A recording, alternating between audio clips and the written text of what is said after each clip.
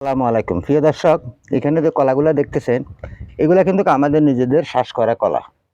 এখানে আমাদের দোকান আছে, দোকানের সামনে আমরা কলা যখন পাকে এখানে আমরা এগুলা লটকিয়ে রাখি। এগুলো কিন্তু পাকা কলা, এগুলা একটা 7 টাকা 8 টাকা করে বিক্রি হচ্ছে এখানে। শুধু এখানে কলা নয়, আরো কলা আছে। এই যে দেখুন এখানে লাইনে লাইনে কলা গাছ লাগানো হয়েছে, সম্পূর্ণ কলা গাছ বড় হচ্ছে। কিন্তু কলা গাছে একবারে খরচ কম, আপনি কলা গাছে বেশি খরচ করা লাগবে না। ওই যে ওইদিকেও কলা গাছ আছে দেখেন, এখানে সম্পূর্ণ কলা। এই যে কলা গাছে অনেকটাই ফুল চলে আসছে, ফুল দিতেছে বিভিন্ন জায়গাতে কলা। কলা গাছে অনেক লাভ, কারণ আপনি যদি একটা কলা বাগান করেন একবারে খরচ কম। কলা বাগানে একবারে খরচ কম, অনেক লাভ।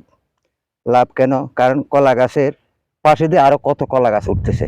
হ্যাঁ, একটা কলা গাছের পাশে যদি 4-5টা কাণ্ড হয় কিংবা চারা উঠে, তাহলে সেখানে আপনি একটা থেকে দুইটা চারা রাখবেন না, বাকিগুলো কেটে ফেলবেন কিংবা উঠিয়ে অন্য অন্য স্তরে নিয়ে লাগাইতে পারবেন।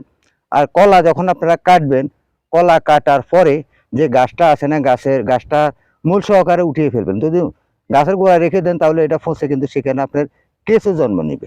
কেঁচো জন্ম নিলে বাকি কলা গাছও নষ্ট হয়ে যাবে। তাই বেশি বেশি কলা চাষ করুন, নিজে স্বাবলম্বী হন, লাভবান হন। সকলকে সেই প্রত্যাশা জানিয়ে এখান থেকে বিদায় নিচ্ছি।